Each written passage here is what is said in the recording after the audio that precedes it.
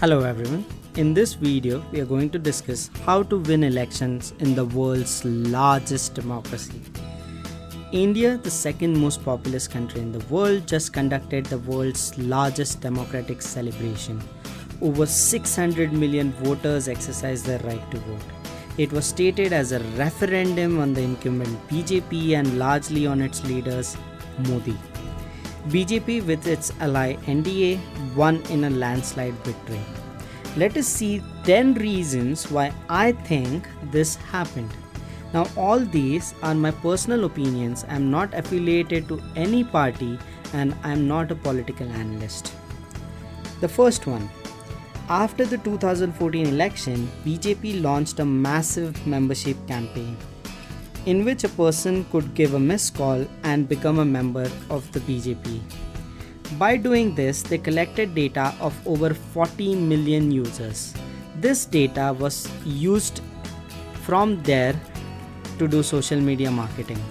The second reason, launch of affordable telecom providers. With the launch of a new company, Jio, the mobile carrier charges dropped significantly, with the calls becoming virtually free and data prices on an average less than $5. This enabled the poorest people to be digitally connected and become an informed voter. The third reason, the Jan Dhan and demonetization, though there are a lot of debates on demonetization, resulted in opening of bank accounts for majority of unbanked population.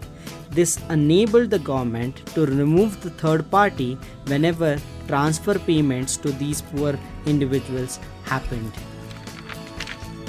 The third reason, macro and micro performance. Now there is a lot of debate on macroeconomics, and the performance of the government in last few years hasn't been up to the mark. But if you see, the real GDP growth rate in 2014 was 6.4%, which eventually increased to 7.4% in 2015, but it dropped to 7.2% right now. So economy has slowed down as compared to 2015. But you cannot see economic GDP data in isolation. You have to look at it with the lenses of inflation. Now if you look at inflation data suggests that it was 9.4% in 2012 and has dropped to around 4% in 2018. Now if you compare it, there is a 7.2% GDP growth and there is 4% inflation. So the real GDP growth of India is around 3.2%, which is significantly good. And this is the first election in which inflation was not in focus of any party.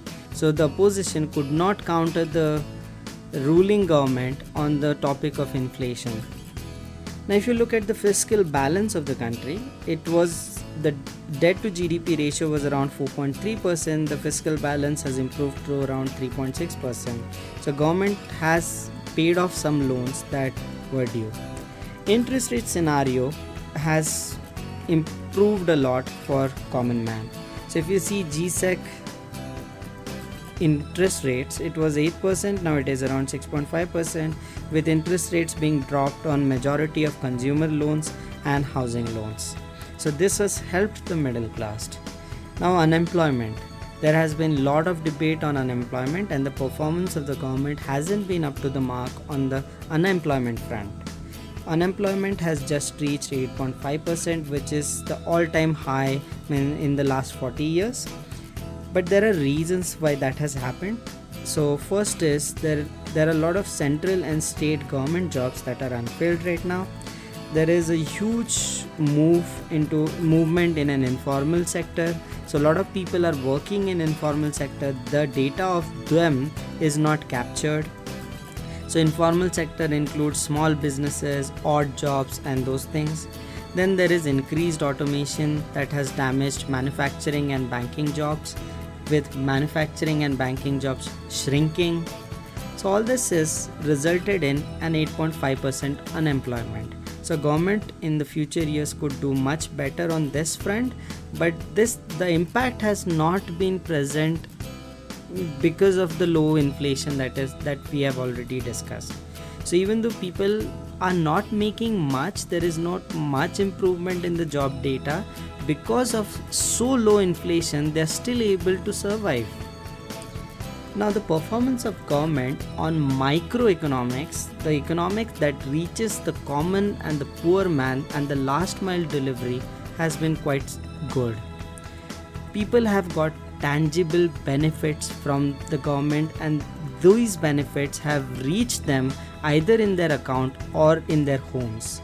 With schemes like Ujjwala, which resulted in creation of 71 million gas connections, Swachh Bharat sanitation drive, which created in 80 million toilets being constructed, though there can be debates about no running water in those toilets, etc., but they have been constructed.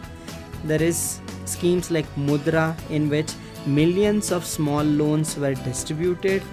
All these benefits directly reach the audience, and in the last few months, the BJP took a political dividend out of these schemes by contacting those beneficiaries by opening up call centers. The third point is, this election and many over the world have started to be fought on a presidential style of things. So from a party election, it has moved to a presidential style of election. So there was a face of Modi, but there was no face in the opposition. The fourth point is the women voters. So most of the schemes that the government launched targeted women population. So women, irrespective of their caste, irrespective of their religion, irrespective of their political inclinations, voted en masse towards NDA.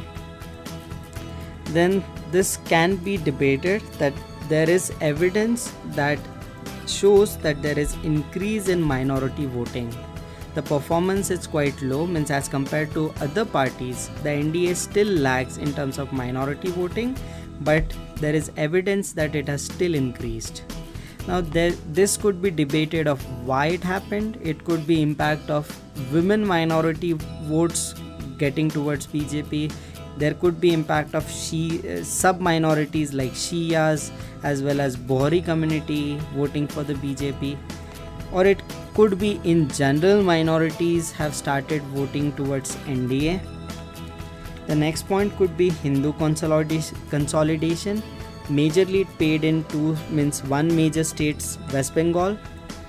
Then expansion. After 2014, BJP expanded into areas that it was not present, like Orissa, West Bengal, and to some extent in Kerala, though they could not take any political dividend this time around, but there was evident expansion in the party footprint.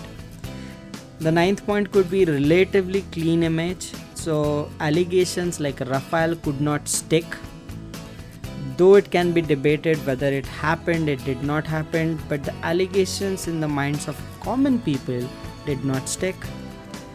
And the last point, and a very significant point, is the opposition focused on a negative campaign. Political elections are very difficult to be won on a negative message. So NDA had a positive message in general. If you do and data analytics of all the statements that were made, all the things that were put out in the media, most of them were positive. Most of the election rallies and the election messaging that happened, most of them on the NDA side was on a positive, was on aspiration, was on nationalism, while on the opposition front it was majorly negative. So they could not portray a positive message of change than what BJP did. So these are the 10 reasons why I personally believe the election went in this direction. So in democracy, we need a constructive opposition, and the role of opposition is quite crucial.